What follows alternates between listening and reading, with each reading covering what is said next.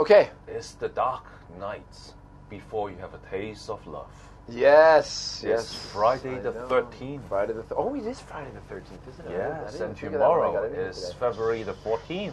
So the Friday, the Black Friday before the Valentine's Day. You know what?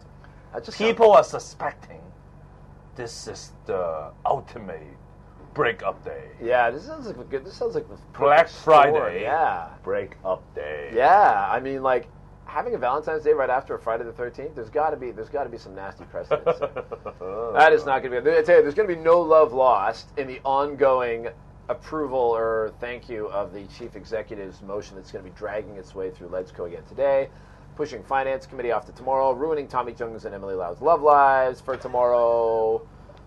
You know. And Wang Guoqing too. Yes. So we've covered off LegCo, we've covered off Valentine's Day, but it is also the last broadcast that we're going to do this year. Yeah. And you see a lot of Chinese tourists taking pictures of us as well. Yes, I see. They're taking pictures of something. I think they're taking pictures of lingerie ads. Anyway, Chinese New Year, CNY. So, but there's a big confusion about this new Chinese New Year. Year of the goat, sheep, ram, lamb. Ram and lamb. Different. Ram. Ram and lamb, ding dong. I Ram don't know. is R-A-M-P. Lamb is L-A-M-B. But no, ram, R-A-M. Oh, ram. That. The animal. Ram. This has caused a lot of confusion because in Chinese it is all one character, right? Yang. Yang. Yang. Yeah. Okay, yang. Okay, so I've had a lot of discussions with people. I've checked with the experts. Here's the deal. Okay, Hong Kong government has gone with Ram.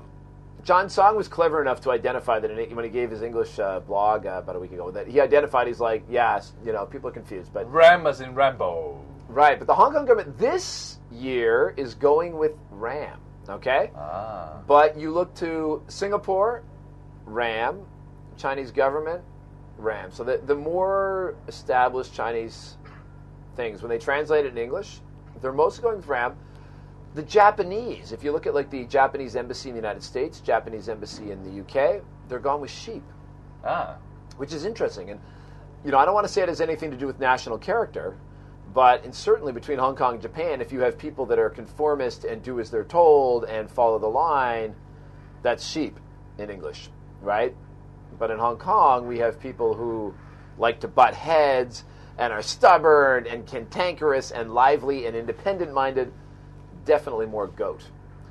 Now, 12 years ago, the Hong Kong government went with goat in all their official communications. You check it, huh? Yeah, I did. I went back. And, you do your homework. Well, I'm thinking politically, I'm sure that, sometimes, whether it's in Singapore or China, they might prefer if people thought more like sheep. But how about lamb? No. Nobody wants to be a baby sheep. Like, being a sheep is bad enough. Being a baby sheep, like, that's just, all you're good for is food. Mary has a little lamb. Yeah, and Mary had it for dinner, I'm sure, and it was very tasty with mint sauce. But like, who do you want to be? You know what I mean when you translate it, right? Hong Kongers? There's goats. a canto pop. It's called "Mary Killed the Little Lamb." Really? That sounds like a punk band. Not really, but okay. It sounds very like punk, kind of hardcore. So that's where it goes. That's the politics of English translation. Do you want to be more sheep or do you want to be more goat? Now the Hong Kong government, as I said, they've transitioned from goat previously, and this year they're all ram. But I'll give you one last little bit of flavor. Ram is more masculine. Ram is more kind of masculine, yeah, because the ram is always the male version, right? Yeah, and also some wrestler. Yes. Wants to be described as ram. I guess, yes. Yeah. I don't remember any from when I was a kid. Yeah. But here's something. With there's actually a passage in the Bible, in Matthew, where they talk about Judgment Day. And they say that they'll come down, and the lambs are like the good guys that will go to heaven, and the goats are the bad guys that will go to hell. And I'm wondering, with the few well-placed, kind of diehard Christians that we have in Executive Council, I wonder if they were like, goat, and the government was like, all right, we'll go with ram. Ram is not goat. It's not quite so bad. So I wonder, there's been a lot of talk in the years about kind of diehard Christians getting into prominent positions. Maybe they had a little influence because they're also typically tend to be the best English speakers. I wonder if they had a little influence to pull the government away from goat over to something else. I see. In the English version, I know in Chinese it's all the same, but in English, a little different. So, some things to consider for the year of the ram, goat, sheep, lamb, young. Yeah. Okay, I'll pick ram. Ram. As the hero of it, because it also related to the resolution tomorrow of the ITB. Trying to ram through the legislation. Not only that, RAM is actually IT jargon. Ah, yes. Read accessible memory. Yes. Versus ROM. True. Read only memory. True. So. When I was researching this, I would put in year of the RAM, and all these things would come up about computers. Oh, really? And I'm like, no, Chinese Zodiac year of the RAM. And then it was okay. Okay. But, Hero for today? RAM. RAM. All right. Cheers. See you in the year of the Okay, you have RAM. to say it in Cantonese about Chinese good things. 恭喜發財!